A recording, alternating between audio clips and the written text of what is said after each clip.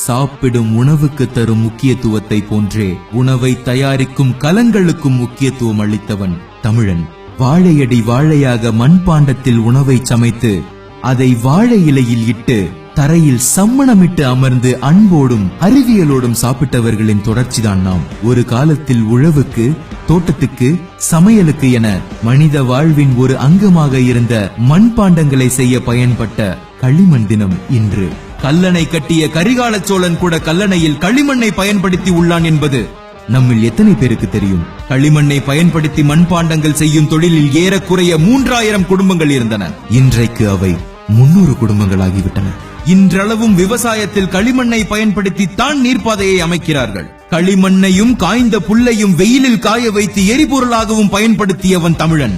இறைப்பைக்கு இட உணவு செய்யும் பொருட்கள் முதல் இறைவனுக்கு வெளிச்சத்தை காட்டும் அகல் விளக்கு வரை அனைத்தையும் களிமண்ணிலே செய்து அசத்தியவன் தமிழன்.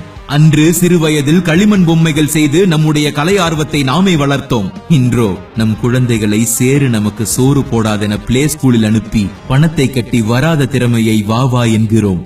உண்மையில் சேரு, இதில் கால் வைத்தால்தான் சோறு. எவ்வளவோ மண் வகைகள் இருந்தும் களிமண்ணை ஏன் பயன்படுத்தினான் தமிழன்?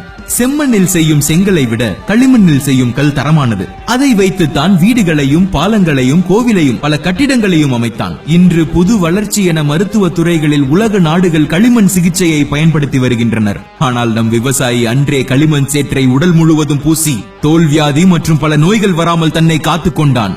ஆம், களிமண் சேற்றுக்கு நோய் எதிர்ப்பு சக்தி உள்ளது. மண் பாண்டங்களில் சமைத்து உண்பதன் மூலம் நம் உடலில் தங்கியிருக்கும் நச்சு எச்சங்கள் நீங்கும் என ஆய்வுகள் தெரிவிக்கின்றன. களிமண் பாண்டங்களினால் செய்யும் உணவுப் பொருட்களை பயன்படுத்துவோம். கீறல்களினால் புற்றுநோயை உண்டாக்கும் நான்ஸ்டிக் பாத்திரங்கள் வேண்டாமே. யோசியுங்கள், நாளைய தலைமுறை ஆரோக்கியமாக இருக்க போகிறதா என்ற கேள்விக்கு பதில் உங்கள் கைகளில். இனி உங்க மண்டையில களிமண் இருக்கான்னு யாராவது கலாச்சா பெருமையா சொல்லுங்க, ஆமாண்டான்னு.